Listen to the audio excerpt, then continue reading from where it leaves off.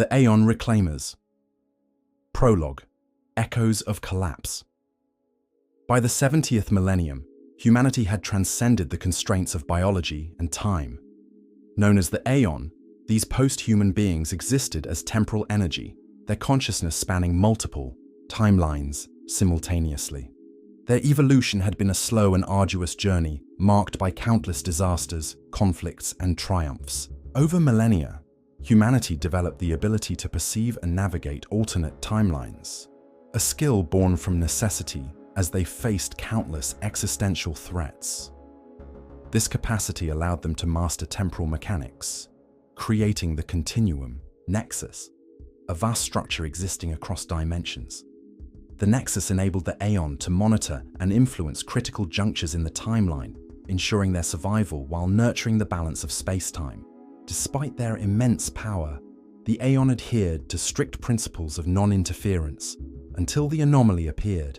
A spreading temporal rift threatened to unravel the timeline, jeopardizing the existence of the Aeon and countless other civilizations. Tracing the anomaly's origin to the Industrial Revolution on Earth, they discovered a catastrophic series of events involving temporal energy experiments.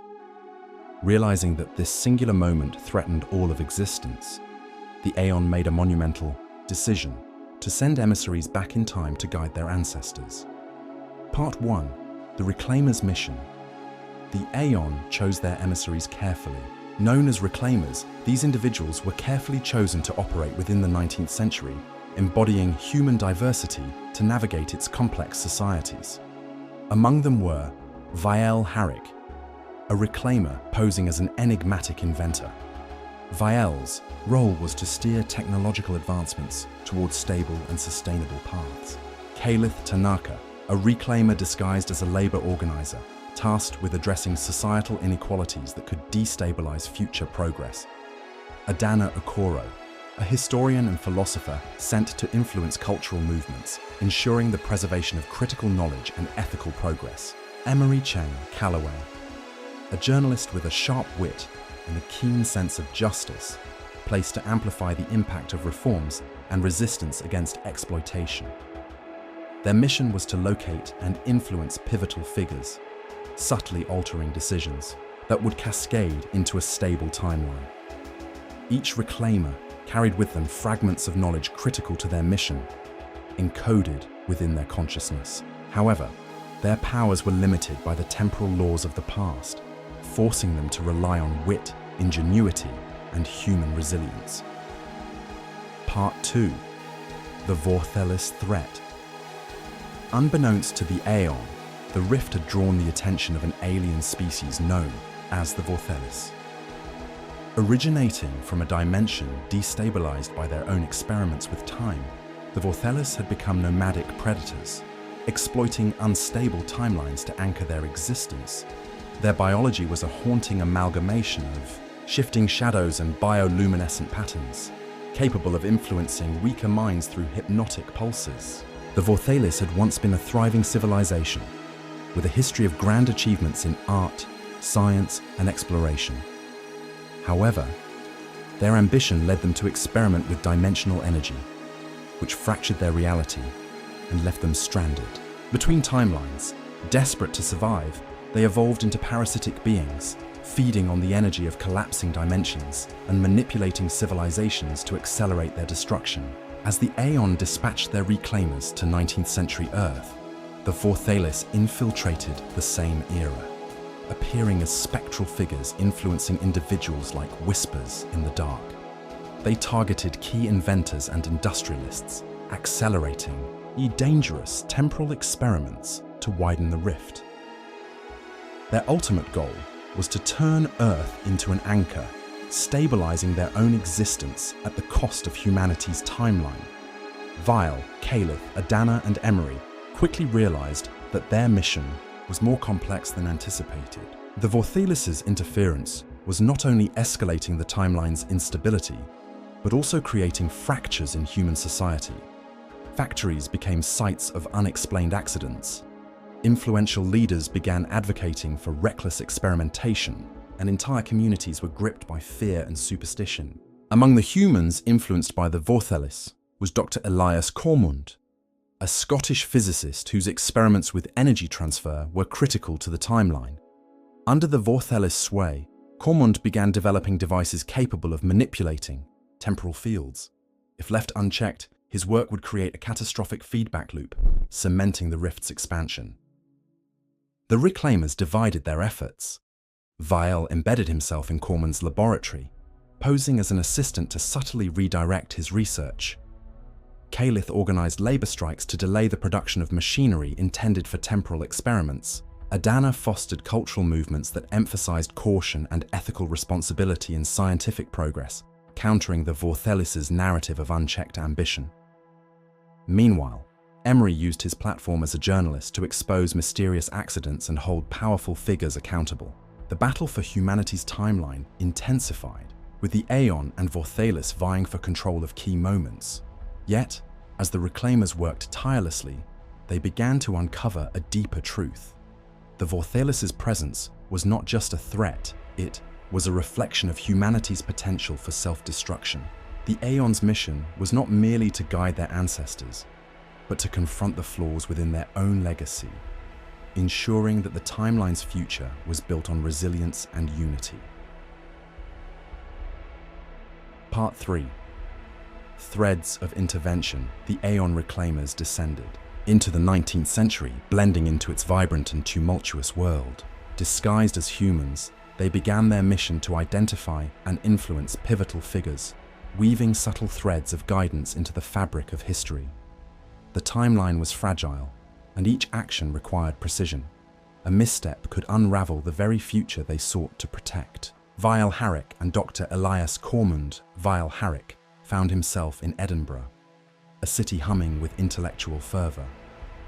Posing as an enigmatic inventor, Vial gained access to the prestigious Institute of Advanced Mechanics, where Dr. Elias Cormund conducted his groundbreaking but dangerous experiments with energy transfer. Cormund was a brilliant physicist, but deeply influenced by whispers of ambition, the subtle manipulations of the Vorthelis. His experiments aimed to harness and store energy in ways that unknowingly bordered on temporal manipulation. Vial embedded himself in Cormund's inner circle, offering innovative insights that seemed ahead of their time. By subtly redirecting Cormund's focus towards safer applications, Vial began to steer the scientist's work away from the dangerous path that would lead to the timeline's destabilization. However, Vial's influence did not go unnoticed. The Vorthelis, sensing interference, began to amplify their presence around Cormund. Strange accidents plagued the laboratory, inexplicable power surges, fleeting shadows, and bursts of cold air that left the staff unnerved. Vial realized that his task was not only to guide Cormund, but also to protect him from the growing influence of the Vorthelis. Calith Tanaka and the Meiji Restoration. Calith Tanaka traveled to Japan, arriving during the transformative period of the Meiji Restoration. This era marked Japan's rapid industrialization and modernization, as it sought to position itself as a global power. Calith's mission was to guide these advancements in ways that would stabilize the timeline, without falling prey to reckless ambition. Disguised as a Japanese engineer and advisor, Calith embedded himself in the imperial court and worked alongside key figures such as Ito Hirobumi and Yamagata Aritomo. He offered innovative ideas for infrastructure development, ensuring that railways, factories, and communication systems were built with sustainable practices. Calith also advocated for balanced policies that integrated modern technology with Japan's cultural heritage, preventing the wholesale abandonment of traditional knowledge. One of Calith's most influential connections was Sakura Nakamura, a young industrialist's daughter who defied societal expectations to lead a group of engineers in designing advanced agricultural tools. Recognizing her potential, Calith mentored Sakura, encouraging her to champion technologies that improved living standards for rural communities. Together, they created systems that increased food production without overexploiting natural resources. The Vorthelis, however, sought to accelerate Japan's militarization, influencing ambitious generals and industrialists to prioritize weapons development over infrastructure. Caliph countered their efforts by forming alliances with reform-minded officials and engineers, sabotaging early prototypes of machinery that could destabilize the timeline. His efforts helped steer Japan toward a more measured industrialization, preserving its role as a stabilizing force in the timeline. Adana Okoro and cultural movements. Adana Okoro traveled to Paris, a city at the heart of cultural and intellectual revolutions. Her mission was to foster movements that emphasized ethical progress, countering the growing narrative of unchecked ambition. Disguised as a Nigerian philosopher and lecturer, Adana held salons where artists, scientists, and political thinkers gathered to debate the responsibilities that came with progress. One of her most influential connections was Juliette Moreau, a French writer whose novels explored the human cost of industrialization. Adana encouraged Juliette to write stories that challenged the glorification of technological advancements at the expense of humanity. Juliette's works gained widespread acclaim, igniting public discourse on the ethical implications of progress. Adana's presence in Paris was not without challenges. The Vorthelis had begun targeting key cultural figures, using fear and despair to stifle movements that promoted unity and caution. Adana's salons became battlegrounds of influence, where ideas clashed as much as ideologies. Through her wisdom and quiet resolve, Adana inspired her contemporaries to resist the shadows threatening their world. Emery Chang Calloway and the power of the press in Toronto. Emery Calloway took on the role of a Scottish immigrant journalist, working for a prominent newspaper in Toronto, carving a niche for himself with his sharp observations and biting editorials. Emery's sharp wit and relentless pursuit of truth made him a formidable force in exposing corruption and hidden dangers. His articles shone a light on the mysterious accidents plaguing industrial sites, linking them to experiments influenced by unseen forces. One of Emery's major breakthroughs came when he uncovered a secret project funded by industrialist Margaret Lowell, who had been subtly manipulated by the Vorthelis. Her factories were producing experimental components for energy devices with potentially catastrophic implications. Emery's investigations not only exposed these practices, but also rallied public opinion against unchecked industrial expansion. Emery's work put him at great risk. He faced threats, sabotage, and attempts on his life as the Vorthelis sought to silence him. Despite this, Emery's determination never wavered. With the help of a network of informants and allies, he continued to publish stories that galvanized public awareness and resistance.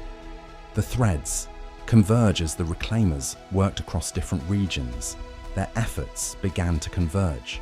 Weil's guidance of Corman's research aligned with Caliph's influence on Japan's industrial trajectory, while Adana's cultural movements and Emery's exposés created a groundswell of public awareness. Together, they began to weave a fragile but resilient tapestry of progress, countering the growing influence of the Vorthelis. However, the battle was far from over. The Vorthelis, sensing their grip slipping, began to escalate their efforts. Their manipulations became more overt and their presence more tangible, as the timeline's stability hung in the balance.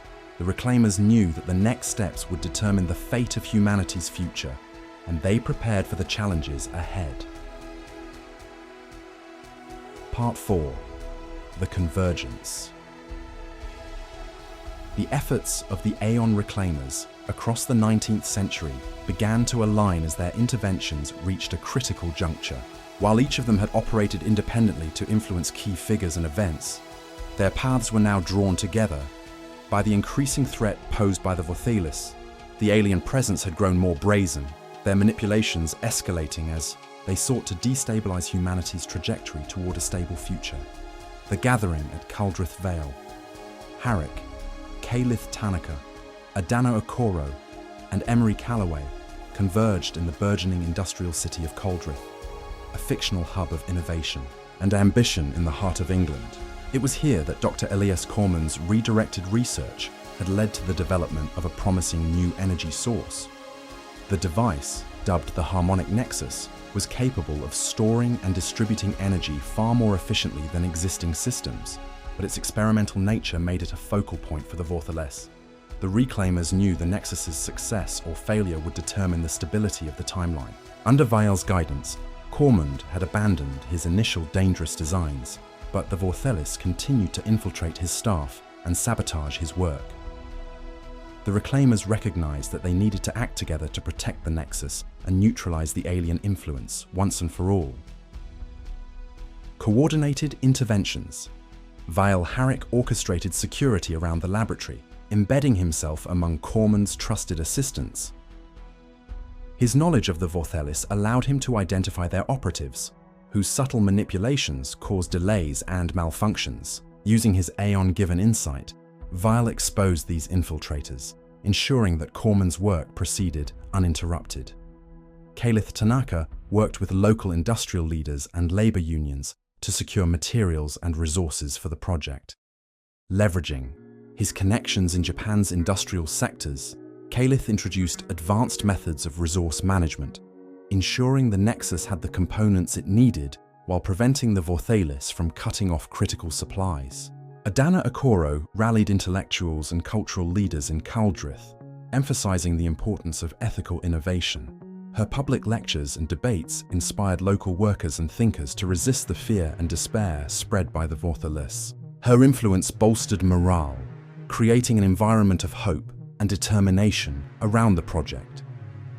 Emery Chen Calloway exposed the Vorthaless's schemes through his investigative reporting. Publishing articles in prominent newspapers, Emery uncovered links between mysterious industrial accidents and shadowy foreign investors, Vorthaless agents in disguise. His work stirred public outcry, forcing corrupt officials and business leaders to withdraw their support from Vorthaless-backed initiatives. The final confrontation. As the harmonic nexus neared completion, the Vorthaless launched a desperate attack. They used their ability to manipulate fear and greed to incite riots in Kaldrith, turning the city's industrial heart into a battleground. Factories burned, workers clashed, and the streets were overrun with chaos. The Reclaimers acted decisively. Vial and Kalith led a team of loyal workers to defend the Nexus, repelling Vorthaless agents who had infiltrated the laboratory. Adana calmed the rioters with powerful oratory, reminding them of their shared humanity and the importance of unity against an unseen enemy. Emery's articles exposed the riot's instigators, rallying local law enforcement to restore order. Inside the laboratory, Vel confronted a Vorthaless projection, attempting to corrupt the Nexus's energy signature. Using his temporal abilities, Vel disrupted the alien's influence, stabilizing the device. As the harmonic nexus activated, it emitted a resonance that not only disrupted the Vorthaless hold on the region, but also exposed a critical vulnerability in their temporal biology, exploiting the weakness. The Reclaimers realized that the Vorthaless reliance on temporal manipulation could be turned against them. By analyzing the energy patterns emitted by the Nexus, they uncovered that the Vorthaless timeline was tethered to their attempts to exploit humanity's developmental milestones. This tether made their evolution inherently unstable, particularly when exposed to disruptions in human temporal energy. Using their Aeon-given mastery of time, the Reclaimers traveled back to key moments in the Vorthaless' own evolutionary history. They introduced subtle changes, nudging the alien species toward a more cooperative and symbiotic path rather than a predatory one. By influencing the Vorthaless' foundational decisions, the Reclaimers ensured that the species evolved into beings that valued coexistence and collaboration rather than exploitation. The effects were immediate and transformative. The Vorthaless presence in the 19th century began to wane, their aggressive tendencies replaced by a newfound reluctance to harm. Over time, the Vorthaless evolved into beings dedicated to interdimensional cooperation and harmony, becoming invaluable allies to humanity in future eras. Crucially, they remained unaware of humanity's intervention, believing their transformation to be a natural evolution. The Reclaimers ensured that their actions were forever hidden, safeguarding the timeline from further complications. As the timeline stabilized, the Reclaimers observed glimpses of a future where the Vortheles and humanity coexisted as allies, their combined knowledge and abilities fostering a golden age of interdimensional understanding. The aftermath. With the Vortheles neutralized and the harmonic nexus operational, the timeline was secured. The nexus revolutionized energy production, creating a foundation for sustainable progress that would ripple across the centuries. As humanity advanced, the Aeon utilized their temporal mastery to subtly guide critical moments of development. They introduced concepts and technologies that accelerated breakthroughs in science, medicine, and diplomacy, fostering a future where interstellar travel, universal education, and global harmony became attainable realities. The transformed Vortheles, now cooperative allies, played a vital role in this progress. Sharing their interdimensional insights, they helped humanity expand its understanding of space-time, opening pathways to dimensions once thought unreachable. Together, humanity and the Vortheles established intergalactic councils dedicated to maintaining balance and preventing conflicts, ushering in an age of universal collaboration and peace. The Nexus revolutionized energy production, creating a foundation for sustainable progress that would ripple across the centuries.